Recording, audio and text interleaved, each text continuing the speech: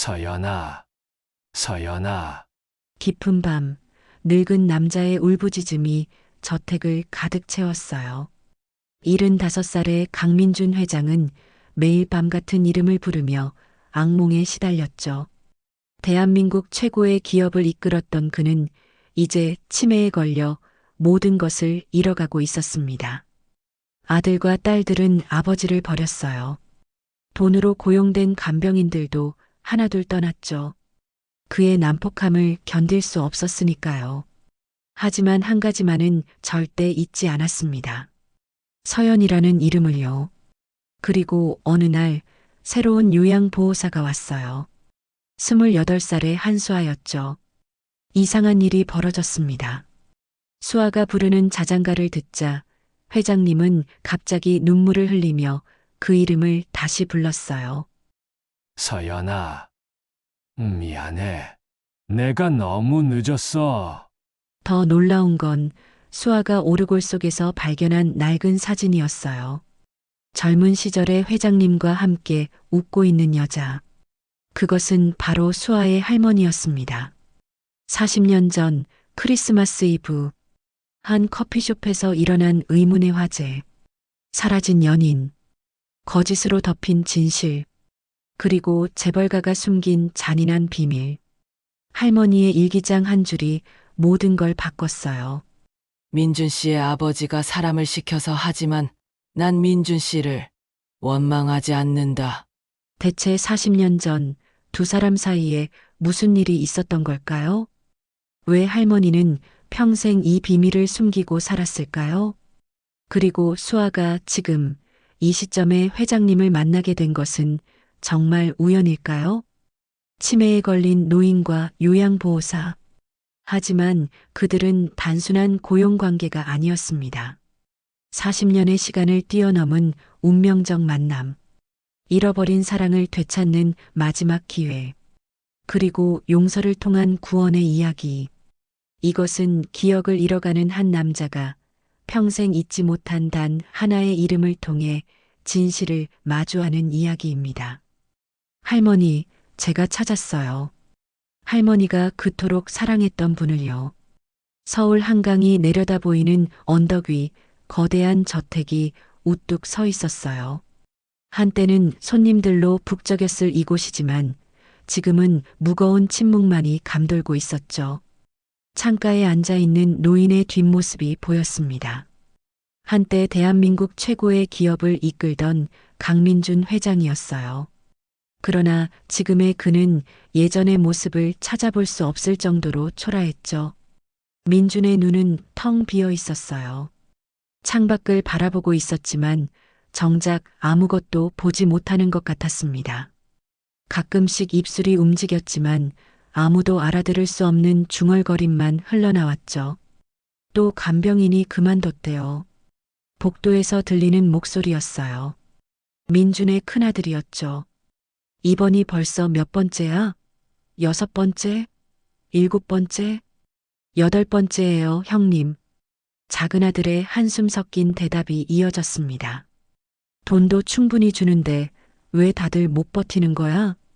아버지가 워낙 난폭하시잖아요. 어제도 간병인한테 물건을 던지셨대요. 형제의 발걸음 소리가 멀어져 갔어요. 그들은 아버지의 방에 들어올 생각조차 하지 않았죠. 민주는 여전히 창밖을 바라보고 있었습니다. 아니, 어쩌면 창문에 비친 자신의 모습을 보고 있었는지도 몰라요. 늙고 병든 자신의 모습을요. 그의 방은 엉망이었어요.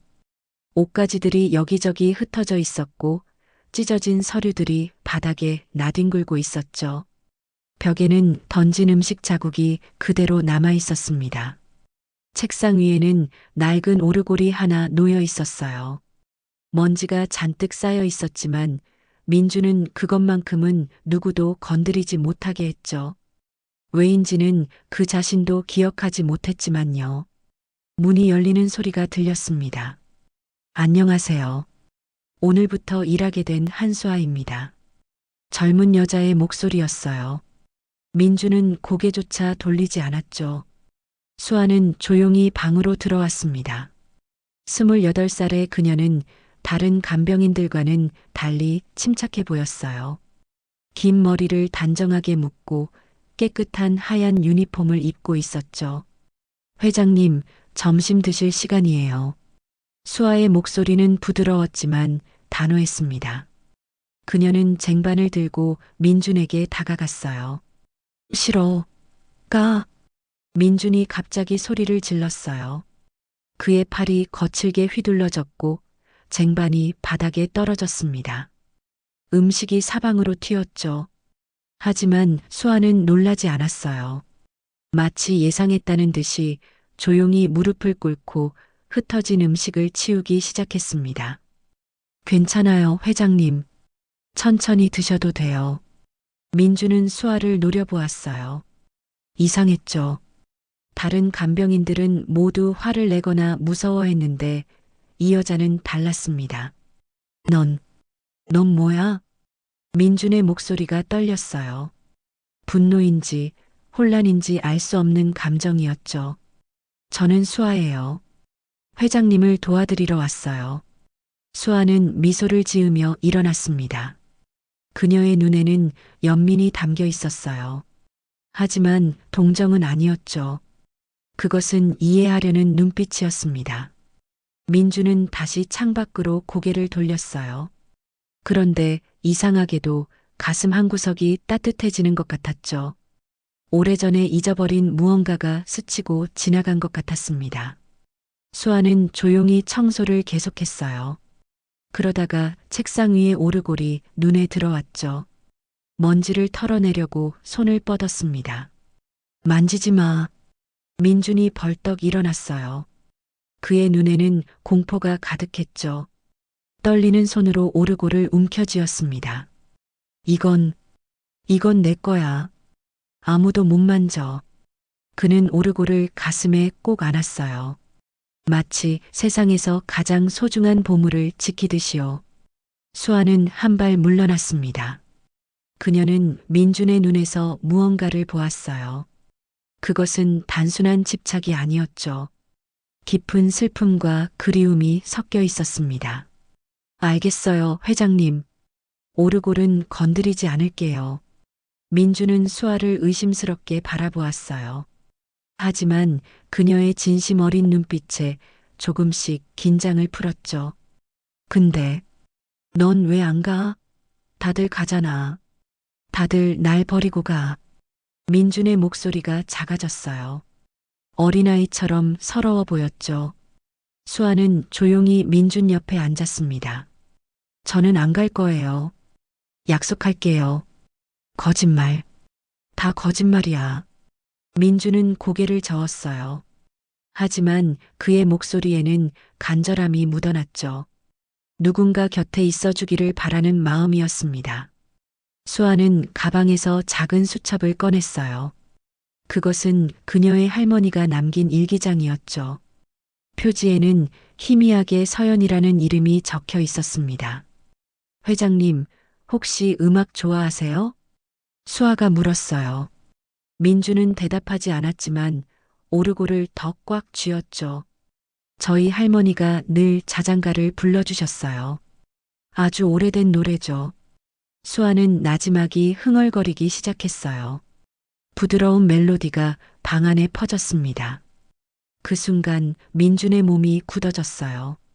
그의 눈이 크게 떠졌죠. 오르골이 손에서 미끄러져 떨어졌습니다. 그 노래. 민준의 입술이 떨렸어요. 눈에는 눈물이 고이기 시작했죠.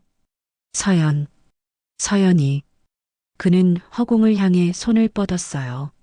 마치 보이지 않는 누군가를 잡으려는 것처럼요. 수아는 놀라서 노래를 멈췄습니다. 서연은 그녀의 할머니 이름이었어요.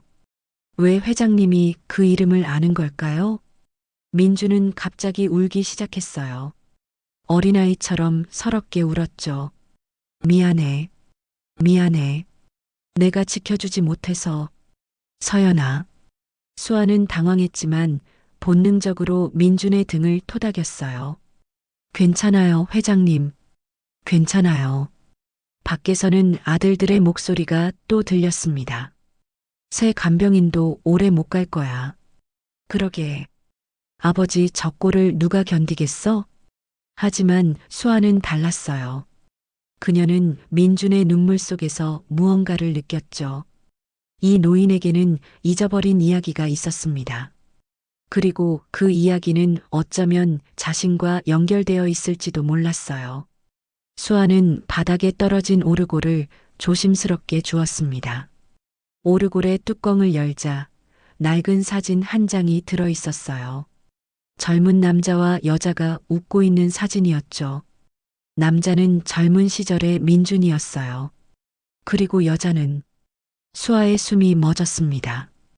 그것은 자신의 할머니 서연의 젊은 시절 모습이었어요. 이게 뭐지? 수아는 떨리는 손으로 사진을 들어 올렸어요. 두 사람은 너무나 행복해 보였죠. 마치 세상에 둘만 있는 것처럼요. 민주는 여전히 울고 있었습니다. 그의 손이 수아의 손을 잡았어요. 가지마. 제발 가지마. 그것이 누구에게 하는 말인지는 알 수 없었어요. 수아에게인지 아니면 기억 속의 서연에게인지. 수아는 민준의 손을 꼭 잡았습니다. 안 갈게요. 제가 여기 있을게요. 그녀는 다시 자장가를 부르기 시작했어요. 민준은 조금씩 진정되었죠. 하지만 그의 손은 여전히 수아의 손을 놓지 않았습니다. 해가 저물어가고 있었어요. 붉은 노을이 창문을 통해 들어왔죠. 오르골이 햇빛을 받아 반짝였습니다. 수아는 결심했어요. 이 비밀을 풀어야 한다고요. 할머니와 회장님 사이에 무슨 일이 있었는지, 왜 할머니는 이 이야기를 숨겼는지 알아야 했습니다. 그것은 단순한 호기심이 아니었어요. 수아는 느낄 수 있었죠. 이것은 운명이라고요. 자신이 여기 온 것은 우연이 아니라고요. 민준이 잠들었어요. 그의 얼굴은 평화로워 보였죠. 마치 오랜만에 편안한 꿈을 꾸는 것처럼요. 수아는 조용히 일어났습니다. 하지만 민준이 그녀의 옷자락을 잡고 있었어요. 서연아, 가지마. 잠꼬대였어요. 하지만 그 목소리에는 간절함이 가득했죠. 수아는 다시 앉았습니다.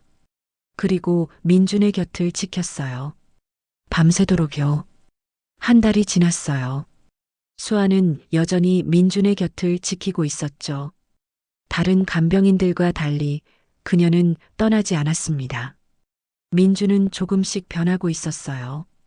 여전히 난폭한 행동을 보일 때도 있었지만 수아가 부르는 자장가를 들으면 조용해졌죠. 마치 그 멜로디가 그의 영혼을 어루만지는 것 같았습니다. 어느 깊은 밤이었어요. 민주는 또 악몽을 꾸고 있었죠. 안 돼, 안 돼. 그는 침대에서 몸부림치며 소리쳤어요. 이마에는 식은땀이 흘렀고 두 손은 허공을 휘저었습니다. 수아는 급히 민준의 방으로 달려갔어요. 그녀는 이제 이런 일에 익숙해졌죠. 조용히 민준의 곁에 앉아 그의 손을 잡았습니다. 회장님 괜찮아요. 제가 여기 있어요. 민준의 눈이 번쩍 떠졌어요. 그의 눈동자는 공포로 가득했죠. 마치 무서운 것을 본 것처럼 떨고 있었습니다. 불이야. 불. 서연이가 위험해. 민주는 헛소리를 하며 수아의 팔을 꽉 잡았어요. 그의 손톱이 수아의 살을 파고들 정도로 강했죠. 수아는 아픔을 참으며 조용히 자장가를 부르기 시작했습니다. 잘 자라 우리 아기 예쁜 꿈 꾸렴. 낮은 목소리가 어둠 속에 퍼졌어요. 달빛이 창문을 통해 들어와 방 안을 은은하게 비췄죠. 민준의 몸이 서서히 이완되었어요. 거친 숨소리가 조금씩 안정되었죠. 그의 눈에서 눈물이 흘러내렸습니다. 서연아, 미안해. 내가 늦었어. 민주는 수아의 얼굴을 바라보았어요. 희미한 달빛 속에서 그는 수아가 아닌 다른 누군가를 보고 있는 것 같았죠. 당신이 그렇게 아파하지 않았으면 좋겠어요. 수아의 목소리가 떨렸어요. 그녀도 모르게 눈물이 나왔죠. 민준의 슬픔이 그녀의 가슴을 아프게 했습니다. 민준은 천천히 눈을 감았어요. 자장가는 계속되었고 그는 다시 잠에 빠져들었죠. 수아는 민준이 완전히 잠들 때까지 곁을 지켰어요. 그리고 조용히 자신의 방으로 돌아갔죠. 책상 위에는 할머니의 일기장이 펼쳐져 있었습니다. 수아는 촛불을 켜고 일기장을 읽기 시작했어요. 1985년 3월 15일. 오늘도 민준 씨를 만났다. 그는 참 따뜻한 사람이다. 재벌가의 아들이지만 전혀 거만하지 않다. 내가 일하는 카페에 매일 와서 커피를 마신다. 오늘은 내게 오르골을 선물했다. 너무 비싼 선물이라 받을 수 없다고 했지만 그는 웃으며 말했다. 당신의 목소리를 담고 싶다고. 수아의 손이 떨렸어요. 오르골. 그것은 민준이 그토록 아끼는 그 오르골이었을까요? 일기장의 다음 장을 넘겼습니다. 1985년 7월 20일. 민준 씨가 고백했다. 나를 사랑한다고. 하지만 우리는 너무 다른 세계의 사람이다. 그의 가족은 절대 나를 받아주지 않을 것이다. 나는 그저 가난한 고아일 뿐이니까. 하지만 이상하게도 행복하다.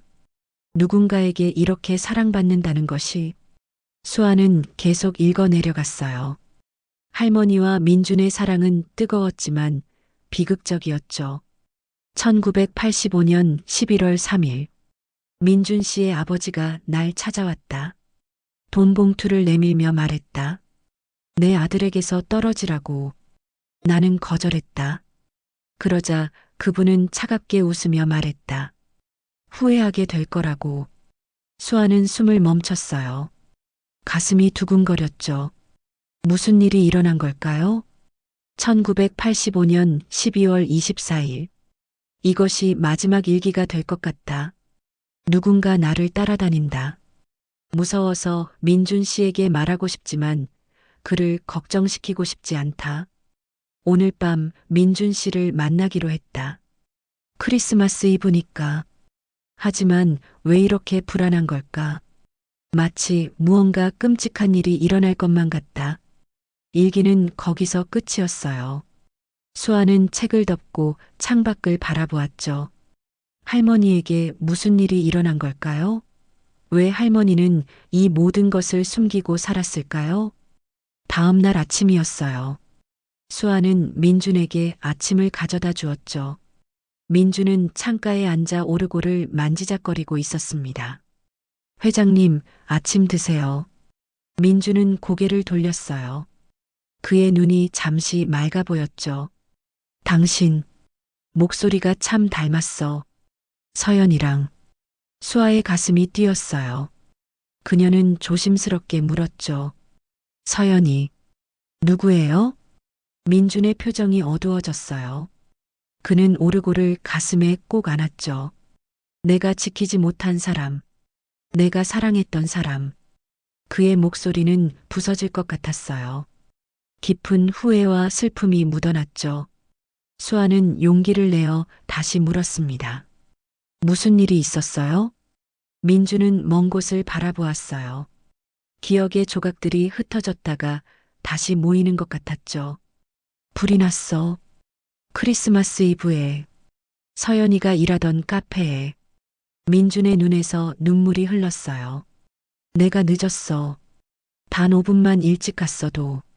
단 5분만. 그는 주먹으로 자신의 가슴을 쳤어요. 마치 그곳에 있는 고통을 몰아내려는 것처럼요. 수아는 충격을 받았어요. 할머니가 불에서 다쳤다는 이야기는 들었지만 그것이 민준과 관련이 있을 줄은 몰랐죠. 그 뒤로 서연이는 사라졌어. 아니, 내 아버지가. 민준은 말을 잇지 못했어요. 그의 몸이 심하게 떨렸죠. 수아는 민준을 안았어요. 그녀도 이제 알 것 같았습니다. 할머니가 왜 이 모든 것을 숨겼는지를요. 괜찮아요. 다 지나간 일이에요. 하지만 수아는 알고 있었어요. 과거는 결코 지나가지 않는다는 것을요. 특히 사랑과 관련된 과거는 더욱 그렇죠. 민주는 수아의 품에서 어린아이처럼 울었어요. 40년 동안 가슴에 묻어두었던 슬픔이 쏟아져 나왔습니다. 밖에서는 민준의 아들들이 대화를 나누고 있었어요. 아버지가 요즘 이상해. 그 간병인한테 너무 의존하는 것 같아. 맞아. 혹시 그 여자가 무슨 수작을 부리는 건 아닐까? 하지만 수아는 그들의 말에 신경 쓰지 않았어요. 그녀에게는 더 중요한 일이 있었죠. 할머니와 민준의 이야기를 끝까지 알아내는 것이었습니다. 그날 밤 수아는 다시 자장가를 불렀어요. 민준은 평화롭게 잠들었죠. 그의 손에는 오르골이 꼭 쥐어져 있었습니다. 수아는 문득 생각했어요. 이것은 단순한 우연이 아니라고요. 운명이 자신을 이곳으로 이끈 것이라고요. 할머니의 못다한 이야기를 마무리하기 위해서요. 수아는 잠을 이룰 수 없었어요. 할머니의 일기장과 민준의 고백이 머릿속에서 계속 맴돌았죠. 새벽 3시 그녀는 조용히 일어나 민준의 방으로 갔습니다. 민준은 깊이 잠들어 있었어요. 달빛이 그의 주름진 얼굴을 비추고 있었죠. 책상 위의 오르골이 수아의 눈에 들어왔어요. 그녀는 조심스럽게 오르골을 들어 올렸습니다. 뚜껑을 열자 작은 발레리나가 천천히 돌기 시작했어요. 애잔한 멜로디가 흘러나왔죠. 그것은 수아가 부르는 자장가와 같은 멜로디였습니다. 수아의 눈이 커졌어요. 이것은 정말 할머니가 받은 그 오르골이 맞았던 거예요. 오르골 안쪽에 작게 새겨진 글자가 보였습니다. 영원히 당신과 함께 마이너스 민준이가. 수아의 가슴이 아팠어요. 40년이 지났지만 민준은 여전히 이 오르골을 간직하고 있었던 거죠. 갑자기 민준이 눈을 떴어요.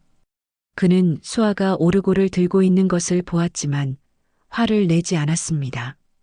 오히려 슬픈 미소를 지었죠. 그것만은 버릴 수가 없었어. 서연이가 좋아했던 거니까. 민준은 침대에서 일어나 수아 옆에 앉았어요. 그의 눈은 놀랍도록 맑았죠. 오늘은 기억이 선명하네. 당신, 정말 서연이를 닮았어. 수아는 망설이다가 가방에서 사진 한 장을 꺼냈어요. 할머니의 젊은 시절 사진이었죠. 이분이 제 할머니예요. 민준의 몸이 굳어졌어요. 떨리는 손으로 사진을 받아들었죠. 그의 눈에서 눈물이 흘러내렸습니다. 서연이, 정말 서연이야. 민준은 사진을 가슴에 꼭 안았어요. 마치 사진 속 사람을 안고 있는 것처럼요. 할머니는 살아계셨어요. 2년 전에 돌아가시기 전까지요.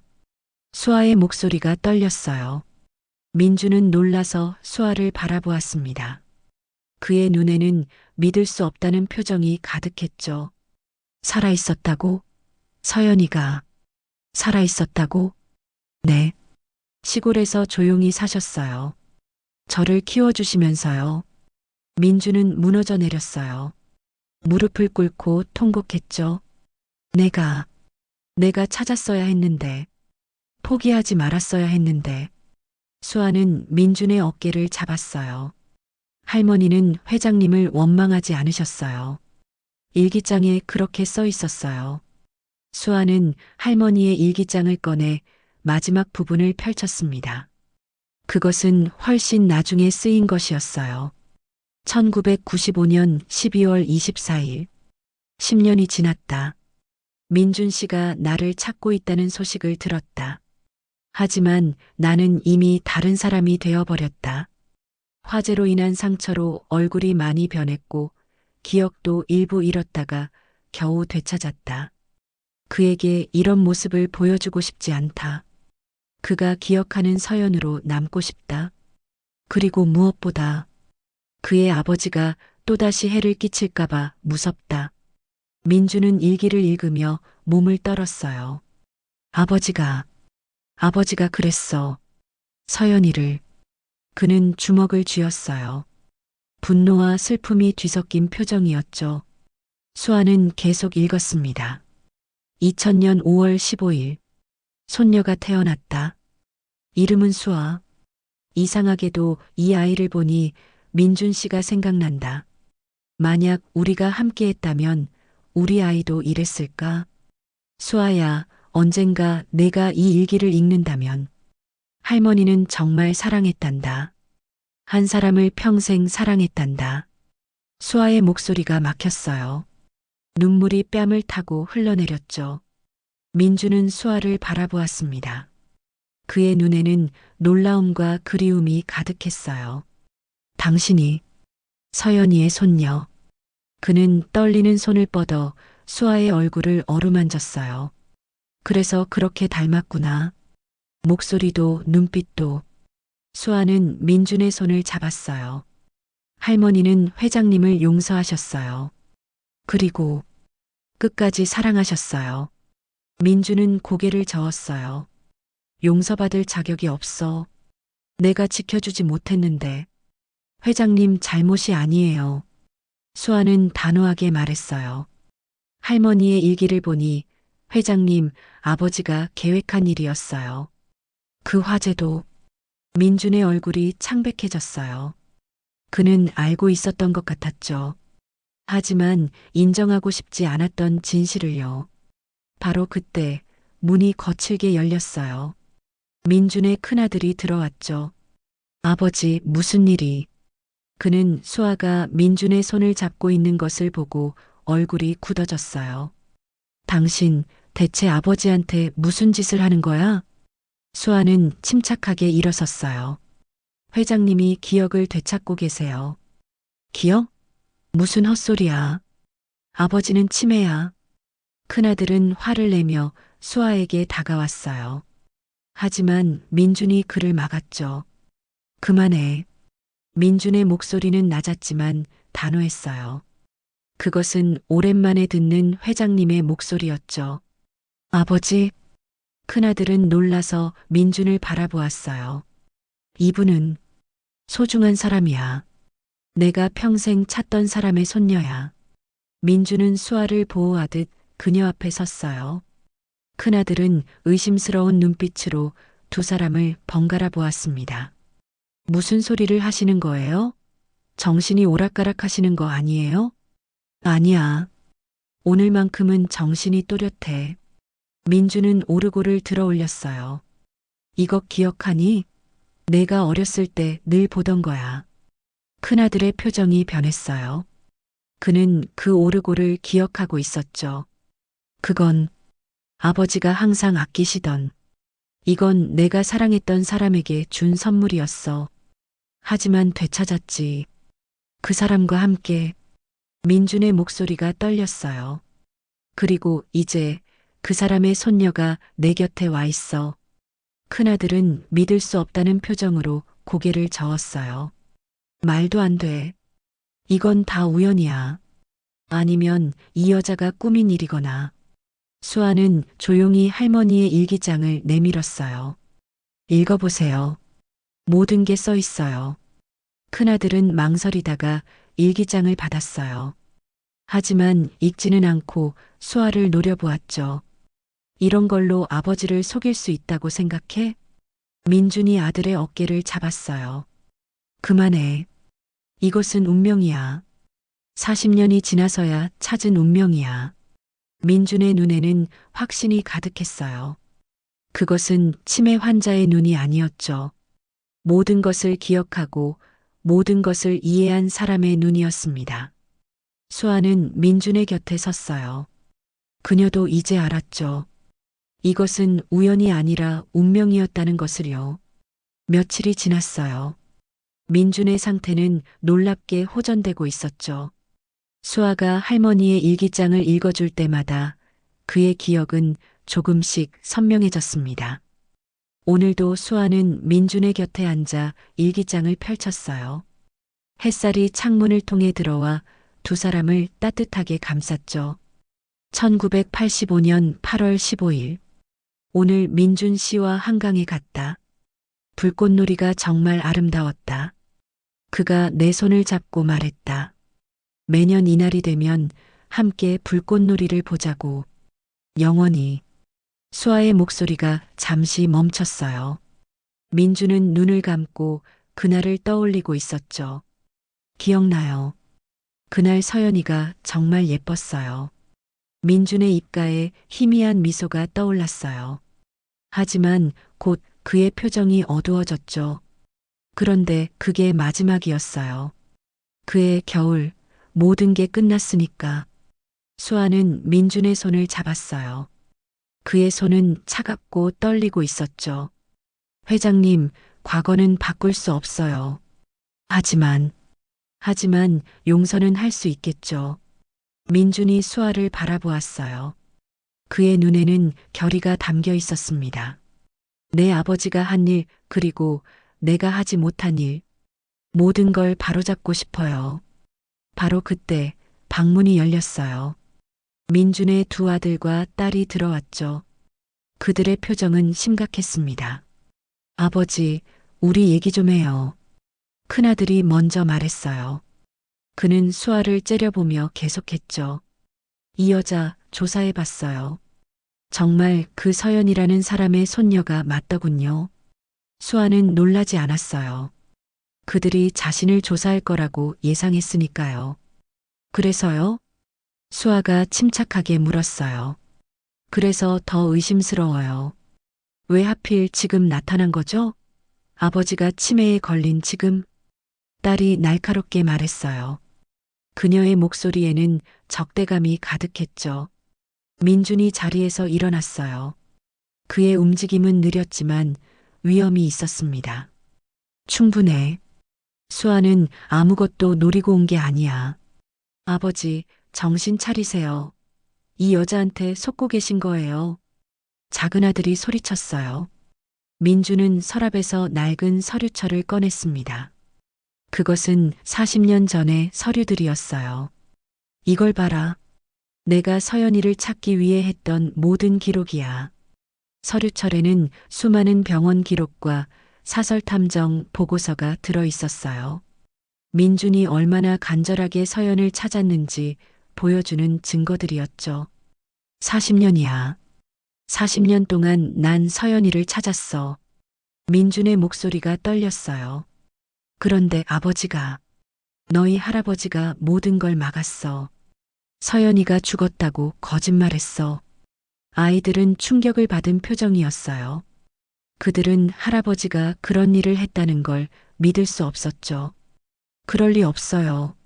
할아버지는 돈과 명예만 아는 사람이었어. 민준이 쓸쓸하게 말했어요. 가난한 집 딸과 결혼하는 걸 용납할 수 없었겠지. 그래서 민준은 말을 멈췄어요. 너무 고통스러운 기억이었으니까요. 수아가 일기장의 다른 부분을 펼쳤어요. 여기 더 있어요. 할머니가 진실을 알게 된 후에 쓴 거예요. 2010년 1월 1일. 진실을 알았다. 그 화재는 사고가 아니었다. 민준 씨 아버지가 사람을 시켜서. 하지만 난 민준 씨를 원망하지 않는다. 그도 피해자니까. 우리 둘 다 그 잔인한 운명의 피해자였으니까. 큰아들이 일기장을 빼앗아 읽었어요. 그의 얼굴이 점점 창백해졌죠. 이게 정말이라면. 정말이야. 민준이 단호하게 말했어요. 그리고 이제 내가 할 일이 있어. 민준은 전화기를 들었어요. 변호사에게 전화를 건 것이었죠. 김 변호사님? 나야. 지금 당장 와줘.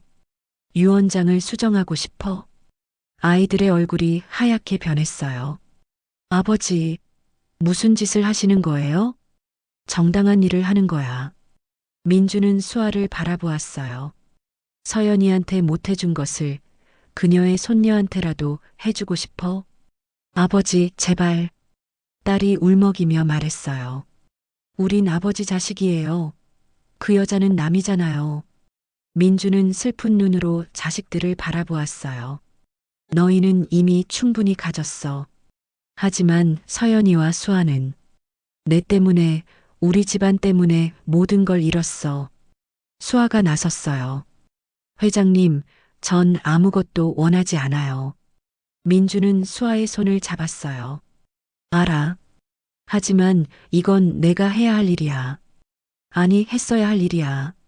변호사가 도착했어요.